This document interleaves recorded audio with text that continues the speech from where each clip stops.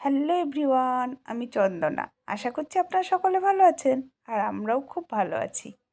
আজকে সকালে আমি আর মাসি একসঙ্গে একটু চা খেয়ে নিলাম।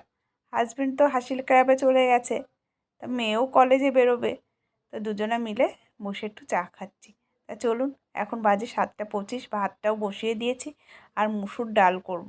ডালটাও সিদ্ধ হয়ে গেছে আর লাউটাও কাটা হয়ে গেছে। তা চলুন লাউটা পরিষ্কার করে ধুয়ে নিই আর মেয়ের একটু জল ভরে দিই। চলুন দিয়ে আসি। মুসুর ডাল একটু লবণ হলুদ দিয়ে ভালো করে কুটিয়ে এবার একটু জল দিয়ে দেবো পরিমাণ মতো।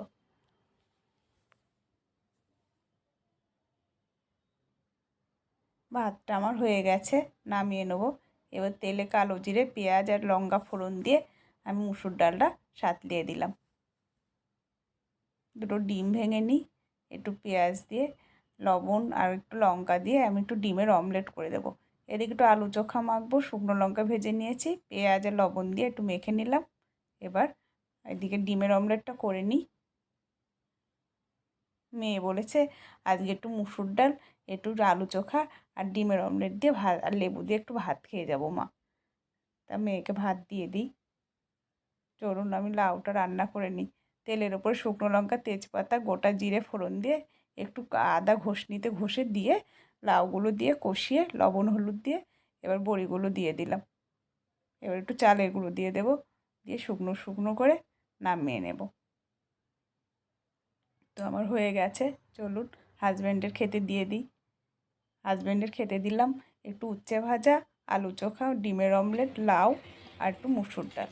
চালটা আজকে একটু মোটা মোটা লাগছে গো। ডাক্তার কি বললো তোমাকে? আনপলিশ রাইস খেতে বলেছে না? ওর জন্যই তো এটা করলাম, নাহলে তো সরু চালটাই করি। দেখো না, খেয়ে নাও না, আস্তে আস্তে খেতে খেতে অভ্যাস হয়ে যাবে।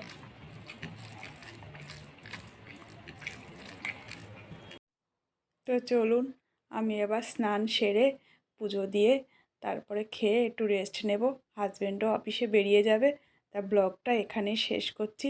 সবাই ভালো থাকবেন, সাবধানে থাকবেন, সুস্থ থাকবেন আর ব্লগটা কেমন হয়েছে জানাবেন। ভালো লাগলে একটা লাইক করে দেবেন। আবার ফিরছি নতুন কোনো ব্লগের সঙ্গে।